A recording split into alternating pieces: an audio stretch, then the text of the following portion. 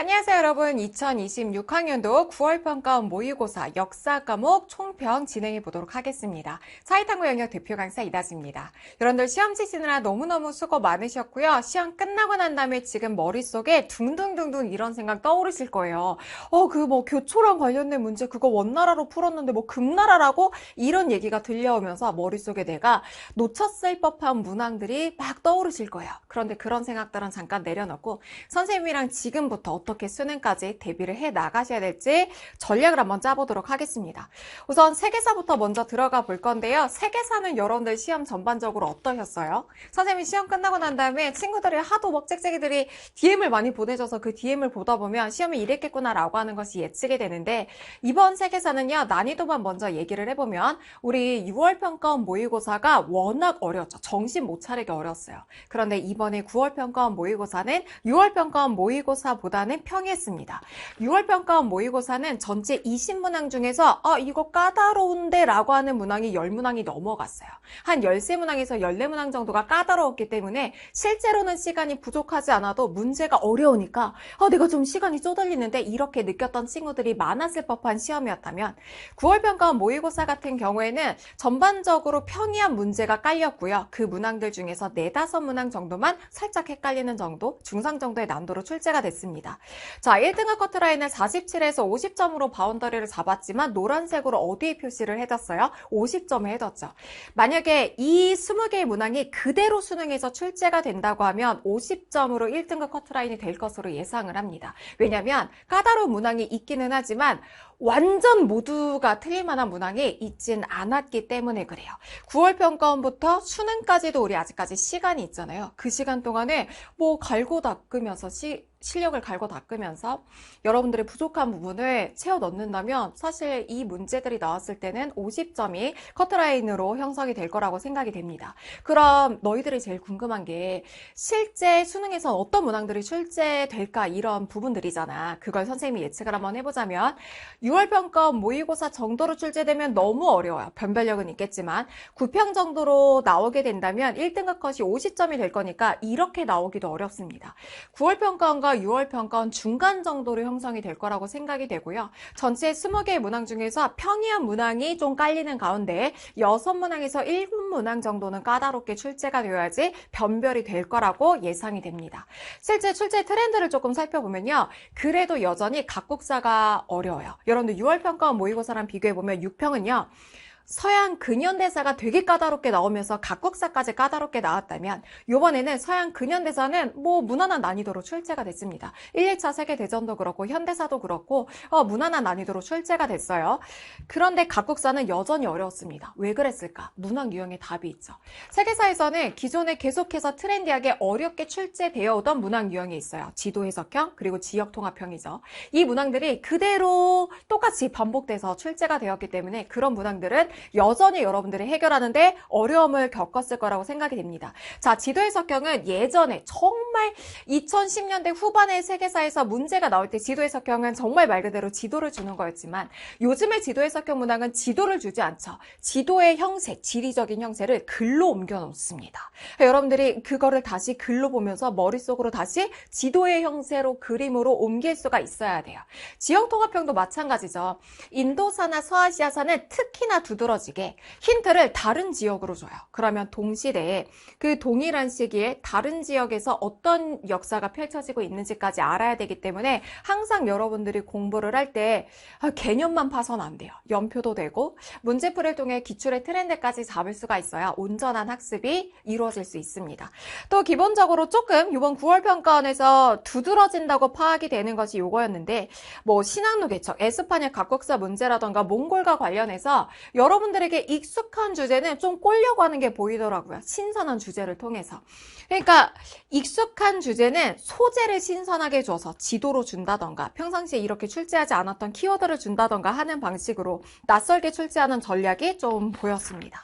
관련해서 주목할 만한 문항을 조금 살펴보면 3번 문항 같은 경우에는 지역통합형 문항이었어요. 인도사랑 관련해서 사실 이 문항은 그 전에도 동일한 방식으로 출제가 된 적이 있었고 알렉산드로스의 동방원정 과정 속에서 인도의 마우리아 왕조 통일왕조가 수립되었다라고 하는 내용은 익숙하게 출제가 되어 왔던 패턴이었기 때문에 어렵지 않게 푸실 수 있었을 겁니다. 그런데 우리가 6평이나 9평을 통해서 평가원의 트렌드를 볼 때 주목해야 되는 거는 이거 뭐 예전에 나왔던 주제인데 또 나왔네 라고 하는 부분이 아니에요. 여러분들이 주목해 봐야 되는 거는 문제를 어떤 식으로 제공하고 있는가. 인도사랑 관련해서 물어볼 때 동시대에 존재했던 서양사랑 관련된 힌트를 주고 있네. 지역통합형에선 이런 부분들을 조심해 봐야 되는 거죠. 기본적으로 지역통합형 아주 초고난도의 문항을 풀 때는 무조건 연표학습이 되어 있으셔야 됩니다. 우리가 연표특강 맨 처음에 그래서 동서양 통합연표를 배우잖아요. 그 내용들이 충분히 여러분들 학습이 되어 있으셔야 돼요.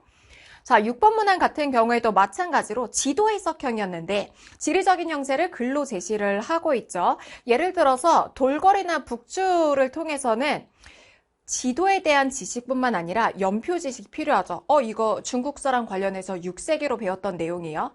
6세기에 이란 지역을 차지하고 있는 나라가 어떤 나라인지를 알 수 있어야 됩니다. 그럼 지역통합형으로 또 한번 엮이게 되죠. 여기에 지도에 대한 해석이 다시 한번 들어가는 게 그 가라고 하는 나라를 서쪽으로 인접한 나라가 지도의 형태에서 어떤 나라인지까지 알 수 있어야 돼요.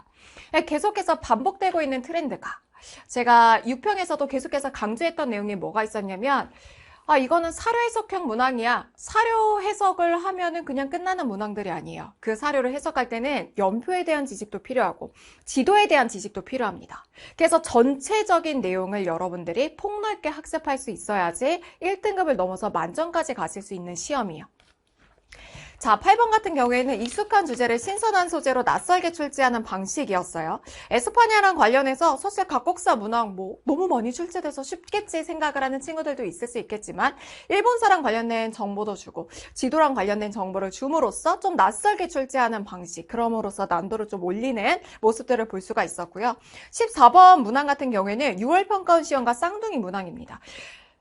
9평이랑 6평에서는 나왔던 주제에 대해서 당연히 검토가 필요해요. 그런데 더 중요한 건 문항 유형이에요. 6평에서도 이런 문항, 9평에서도 이런 문항이 출제가 됐다? 수능에서도 쌍둥이 문항 유형이 출제가 되겠죠. 그럼 여러분들이 이런 소재의 문항에 익숙해져야 돼요. 6평과 동형으로 선생님이 예리한 파이널 모의고사 문항을 개발을 했으니까 예리한 파이널을 보면서 동형 문항에 대해서는 좀 대응을 해나가는 연습을 해보시면 좋을 것 같습니다. 9월 평가원 동아시아사로 한번 가볼게요. 동아시아사 같은 경우에는 일단 기본적으로 6월 평가원 모의고사 자체가 그렇게 어렵지 않았어요. 그런데 이번에 9월 평가원 모의고사도 6평과 비슷한 정도의 난도로 형성이 되었습니다. 하지만 변별력은 좀 더 있을 거예요. 1등급 컷을 똑같이 세계사랑 똑같이 47에서 50점으로 바운더리를 잡았는데 이번에는 방점이 47점에 찍혀 있어요. 만약에 동일하게 20문항이 수능에서 출제가 된다고 하면 제가 예상하기로는 47점으로 1등급 커트라인이 될 겁니다. 왜냐면 여러분들이 맨날 이런 문항 유형이 나와 라고 하는 걸 알면서도 걸려드는 함정이 키워드 함정이거든요. 그런데 이번에 동아시아사 9월 평가원에서도 교초라고 하는 키워드로 함정을 주고 여러분들을 모두 빠뜨리는 문제가 7번에 나왔고 그 7번의 배점이 3점이기 때문에 실제 수능에서는 그 문항을 틀린 점수로 1등급 커트라인이 형성이 될 것으로 예상이 됩니다. 출제 경향을 보면요. 고난도 사료 해석형 문항도 출제가 됐어요. 좀 전에 얘기했던 7번 문항. 키워드로 함정을 주면 여러분들이 너무 쉽게 거기에 빠지게 되죠. 그런데 사실 키워드로 문제를 푸는 건 처음에 공부할 때 초짜들, 하수들이나 그렇게 하는 거고 나중에 여러분들 역사 과목을 선택해서 내가 1년 동안 공부했다라고 하는 친구들이 그렇게 문제 풀면 안 되죠. 사료를 본질적으로 해석하는, 접근하는 방식을 여러분들이 계속해서 키워나가셔야 됩니다. 연표형 문항도 중요하게 출제가 되고 있어요. 연표형 문항도 7문항이나 출제가 돼서 연표가 엄청 강조가 됐을 때는 15문항 막 이렇게씩 연표형 문항이 나왔지만 연표형 문항이 거의 나오지 않는 트렌드로 갔다가 이제 다시 연표가 부활하고 나서는 무조건 7문항 이상씩은 출제가 되고 있습니다. 연표 학습을 꼼꼼하게 전체적으로 계속해서 해나가셔야 된다라고 하는 얘기를 드리고 싶어요. 자, 그러면 여기서도 주목할 문항을 좀 살펴보면 6번 문항 같은 경우에 다이카게신에서 출제가 되었는데 사료도 그렇게 쉽지는 않았고요. 그래도 다이카 계신이라는 건 알 수 있었죠. 그리고 다이카 계신과 관련해서 아주 전형적인 연표 문제로 출제가 됐습니다. 요거를 주목할 만한 문항으로 꼽은 이유가 자, 연표에서 동아시아사 연표라고 하면은 수능 보기 전에 4, 5단원. 그러니까 근현대사 파트만 연도를 달달달달 외우고 수능 시험장 들어가려고 하는 친구들이 너무 많아요. 여러분들도 그렇게 생각하고 있는 친구들이 있었을 것 같은데 절대 안 됩니다. 이번에 9월 평가원 동아시아사 모의고사에서도 알 수 있듯이 전근대사 파트에서도 연표 문항이 2문항 이상씩 출제가 됐어요. 그래서 연표를 전범위를 꼼꼼하게 학습하는 게 필요합니다. 항상 강조하지만 세계사, 동아시아사, 역사 과목에서 측정하고자 하는 가장 중요한 능력이 뭘까를 저는 항상 고민을 해봐요. 그러면 뭐 시간의 흐름에 대한 이해 다 중요하죠. 근데 제일 중요한 건 성실성이에요. 얼마나 내가 우직하게 꼼꼼하게 성실하게 전범위를 꼼수 부리지 않고 학습했는가. 이게 세계사 동아시아사의 가장 1등급을 넘어서 만점까지 가는 가장 중요한 포인트라고 생각을 합니다.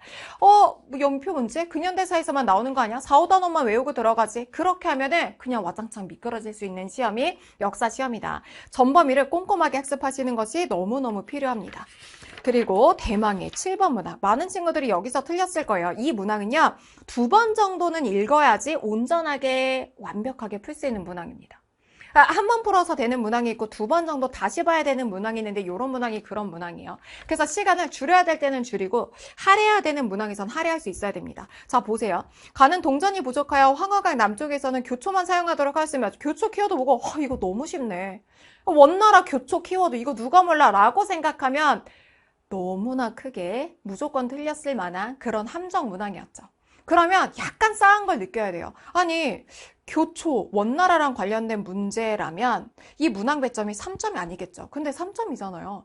더 읽어봤더니 성상께서는 가에게 세패를 보내는 사절단과 블라블라 나를 보내셨다 블라블라 내용이 나오니까 글을 쓰고 있는 주체가 속한 나라는 가라고 하는 나라는 아니죠. 가에다가 세패를 바치고 있는 나라예요. 그러면 원나라라고 가정했을 때 원나라의 세패를 많은 금은보화를 보내는 나라? 그러고 나서 읽어봤더니 가라고 하는 나라에서 교초를 찍어내는 교초소를 운영하는 곳이 있는데 그곳은 원래 우리나라 수도였었대요. 그 수도가 카이펑이라고 하는 내용을 통해서 지금 이 글을 쓰고 있는 주체가 속한 나라는 송나라구나. 송나라가 저기 옛날 우리 수도 카이펑이야 라고 하는 걸 통해 카이펑에서 이만 항저우로 이 수도로 옮기면서 내려왔던 남송이라고 하는 걸 알 수 있어야 되고 여기서 이제 탁 걸리는 부분이 2번째 가에게 세패를 보내는 사절단. 이게 킥포인트가 됩니다. 왜냐면 남송은 원나라에 세패를 보내지 않았거든요. 근데 이 정보를 여러분들이랑 개념에서 선생님이 학습을 했지만 결정적으로는 한 번 더 어디서 강조를 해줬냐면 이다제도 탁월한 문제풀이 학원, 어려운 내용만 모아놓은 학원에 72페이지에 그대로 들어가 있습니다.